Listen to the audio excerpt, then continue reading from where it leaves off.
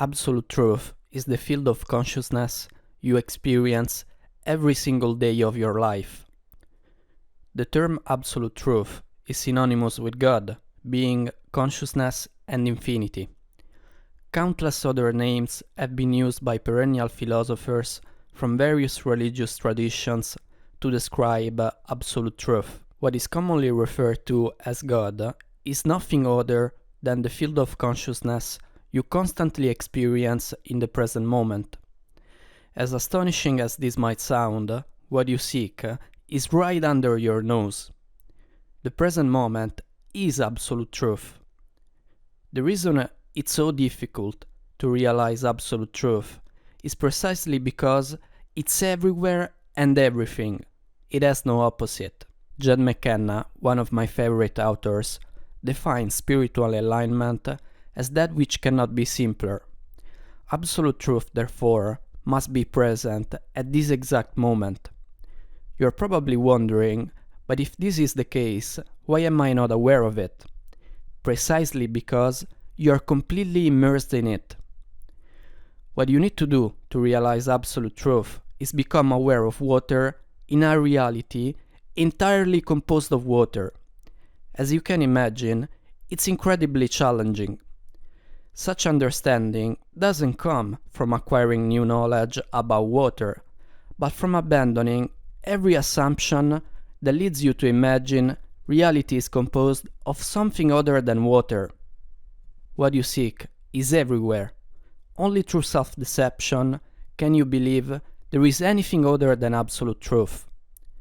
The best way to hide a priceless treasure is to hide it everywhere.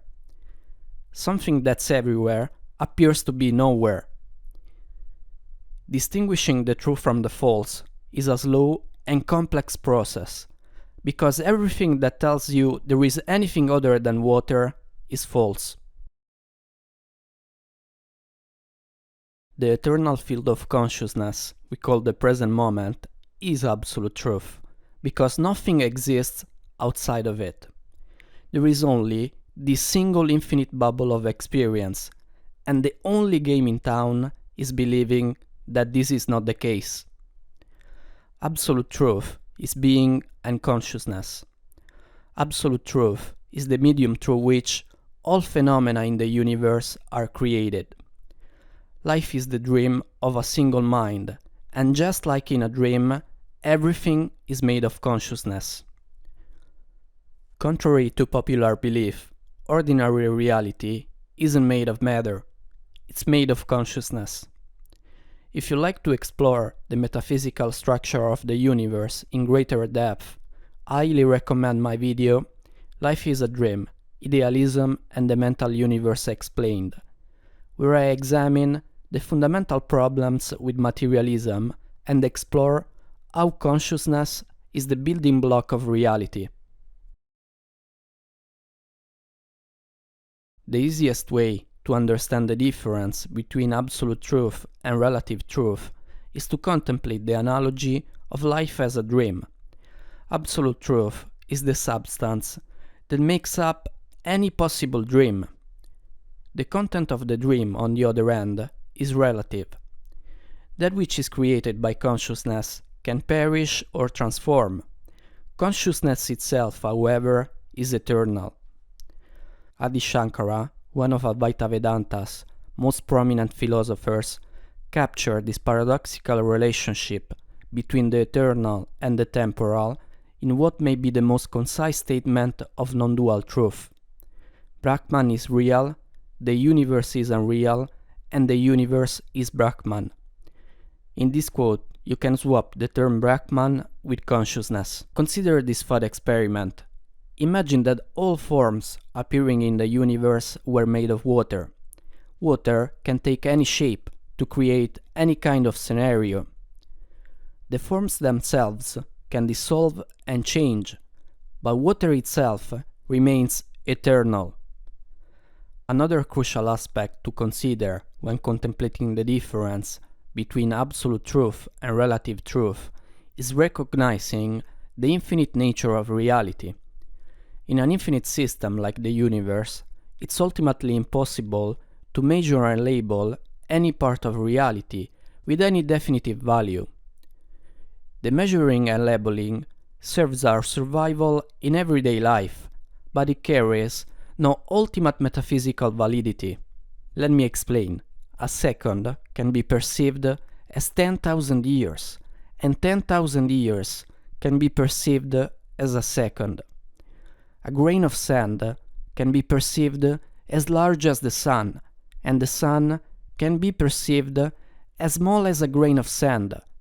It all depends on the level of magnification from which you observe reality. This mystical understanding of infinity pervading the ordinary was beautifully articulated by the visionary poet William Blake.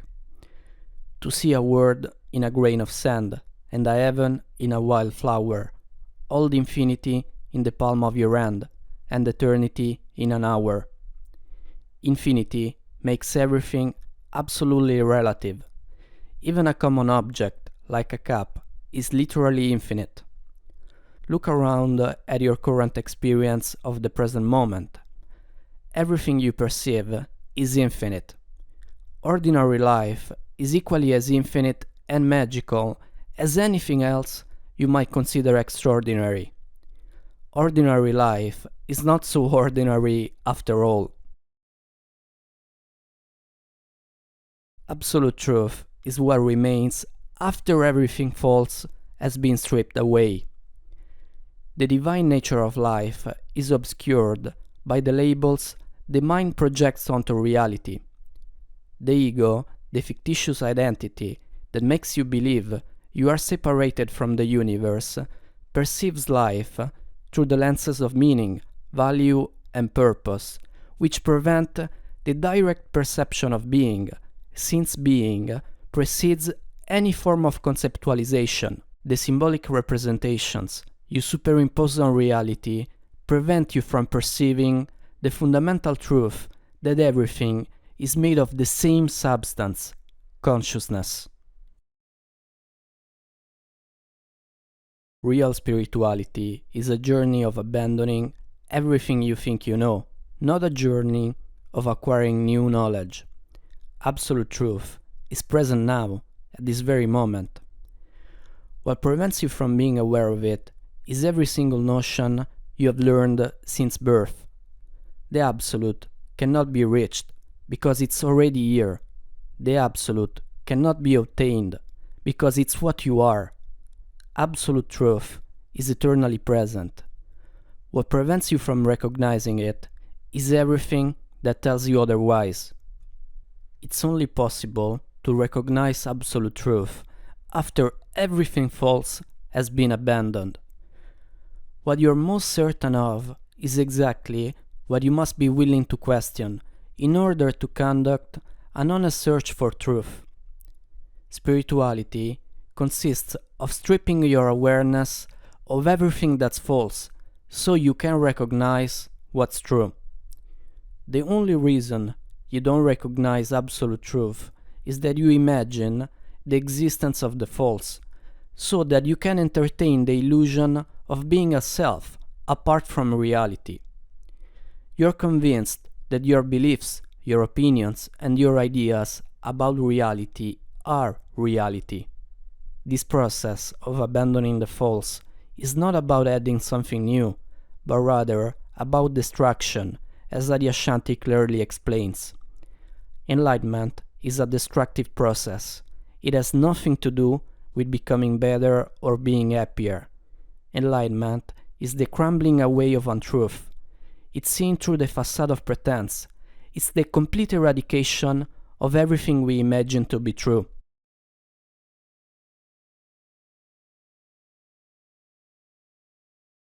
Absolute truth is always present.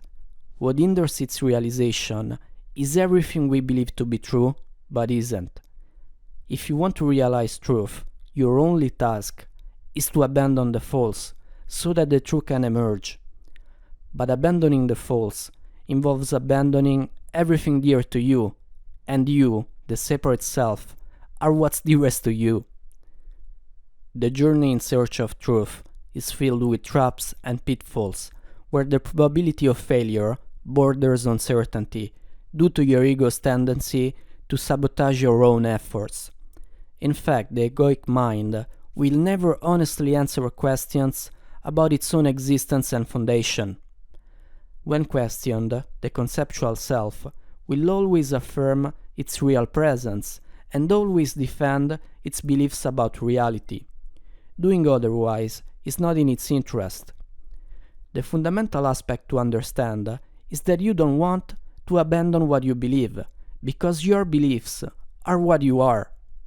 Every organism carries within itself a survival instinct that aims to keep it alive at any cost, and the ego is no exception. Once you seriously embark on the spiritual path, the ego understands it's in a battle for its own survival and won't hesitate to fight dirty. Since truth is already present, and what prevents its realization is the layer of falsehood that covers reality, spiritual inquiry consists of the total destruction of the false, not the accumulation of further conceptual knowledge. Valuable teachings are teachings that destroy rather than build. Spirituality is about letting go, not acquiring. Spiritual enlightenment is nothing but the deprogramming of your mind. Once free from the mind's conditioning, the reality of being will be revealed in all its beauty. In the Matrix movie, Agent Smith has the task of destroying the anomaly that jeopardizes the entire functioning of the virtual simulation, Neo. Your mind is like Agent Smith, and your spirit is Neo. Your will to know absolute truth is perceived as a mortal threat by your mind, just as Neo is perceived as a lethal virus by Agent Smith. Destroying the egoic mind entails the destruction of the conceptual matrix in which you live, and the birth of realizing undifferentiated being. The wise person is one who sees what is and doesn't see what isn't, and unfortunately, our entire existence is based on seeing what isn't. If we stopped seeing what isn't, all our most beloved illusions would be destroyed. As Alan Watts said, the attempt to express absolute truth through language is like trying to drink up the ocean with a fork. Absolute truth defies communication through language, symbols, and logic, because it is the very substance of which all experience is made. Being cannot be used to point out being in a reality composed entirely of being. Our linguistic and symbolic tools are themselves manifestations of absolute truth, and they fall short in describing that which encompasses everything. Imagine you wake up inside a dream that looks exactly like everyday reality. How would you point out to the other dream characters that the reality you inhabit is entirely made of consciousness? Any attempt at pointing out consciousness to the others will be futile, because there is nothing apart from consciousness inside a dream. Logic, rooted in duality and distinction, crumbles when faced with the non-dual nature of absolute truth. The mind, accustomed to categorizing and differentiating, finds itself unable to grasp that which has no opposite, no contrast. Trying to convey absolute truth through these means is like trying to capture infinity in a finite container. This is a futile endeavor that only serves to reinforce the illusion of separation from that which we seek to understand. You could read every book ever written on spiritual enlightenment and non-duality, but you won't get an inch closer to absolute truth if you use your acquired knowledge to enrich the illusion of your separate identity and protect yourself from the naked experience of being. Research and study are important, but don't make the mistake of adopting a set of spiritual beliefs and settling for second-hand accounts. The spiritual practice of your choosing should burn away your false self, so that all that remains is truth.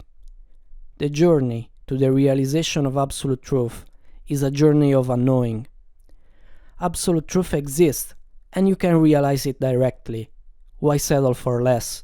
If this video has resonated with you, I encourage you to watch my video, The One Mistake Keeping All of Humanity from Enlightenment, where I explore why society systematically discourages genuine spiritual inquiry and reveal the fundamental assumption shared by religion, science, and philosophy about absolute truth, an assumption that has been holding humanity back from spiritual maturity. Thank you for watching, and until next time.